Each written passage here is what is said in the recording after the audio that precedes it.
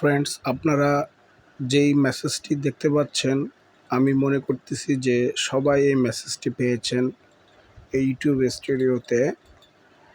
তবে অনেকেই অনেক ভিডিও বানিয়েছে, আমি সব ভিডিও দেখেছি এবং এটি রিয়েলাইজ করেছি কেউই এই বিষয়টি আপনাদেরকে ভালোভাবে বোঝাতে পারেনি। তো এখানে লেখা আছে, a bug may have impact some of your video description for YouTube videos you edit from May 14 and 16. Please check your video description to ensure they are in your intended state.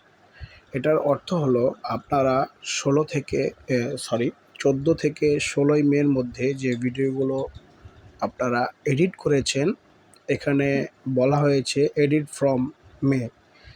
সেই দিন একটু ইউটিউবের সার্ভারে problem হয়েছিল, আপনারা হয়তো খেয়াল করেননি বা অনেকে খেয়াল করেছেন যে ইউটিউবের যখন ভিডিও এডিট করার পর আপনারা সেভে ক্লিক করেছেন, তখন কিন্তু ডিসক্রিপশন অটোমেটিকলি বাকের কারণে উধাও হয়ে গিয়েছিল। তো সেই জন্য অনেকের ভিডিওতে এই তারিখের ভিতরে যারা ভিডিও আপলোড বা এডিট করেছেন ডিসক্রিপশন বা ট্যাগ, তাদের ভিডিওগুলো ডিসক্রিপশনে অ্যাড হয়নি।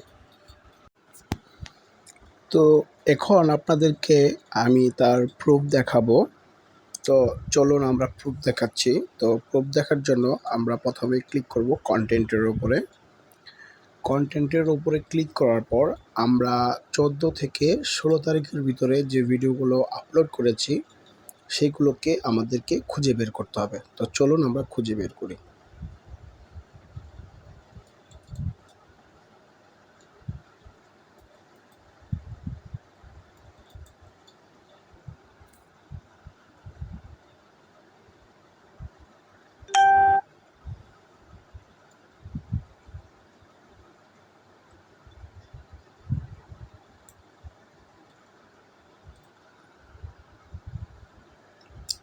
তো দেখতে পাচ্ছেন আমাদের মে 15 একটি ভিডিও পেয়েছি।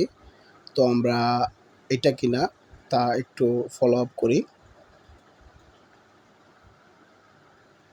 তো আপনারা দেখতে পাচ্ছেন আমরা ভিডিওর এডিটের অপশনে চলে এসেছি। তো এখানে আপনারা দেখতে পাচ্ছেন এখানে অ্যাড এ ডেসক্রিপশন বক্সে কিছুই নেই।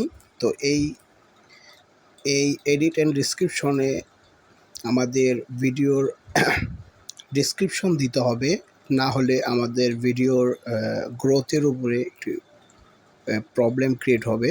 তো সেই জন্যই আমাদেরকে ইউটিউবে এই মেসেজটি দিয়েছে।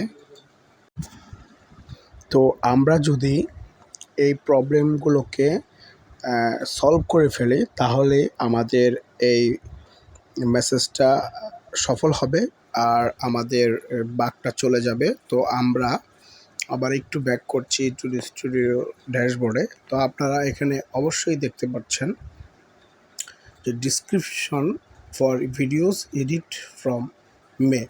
সো এই ডিসক্রিপশন যদি ঠিক করে দেন তাহলে আর আপনাদের কোনো প্রবলেম হওয়ার কথা নয়। অবশ্যই আপনারা বুঝতে পেরেছেন আমি কি বলতে চাইছি। তো যদি আমাদের এই ভিডিওটি ভালো লাগে, অবশ্যই আমাদের চ্যানেলটিকে সাবস্ক্রাইব করবেন এবং আমাদের ভিডিওটি একটি লাইক করে দেবেন। আর আপনাদের যদি কোনো প্রশ্ন থাকে অবশ্যই কমেন্ট করে জানাবেন। Thanks for watching.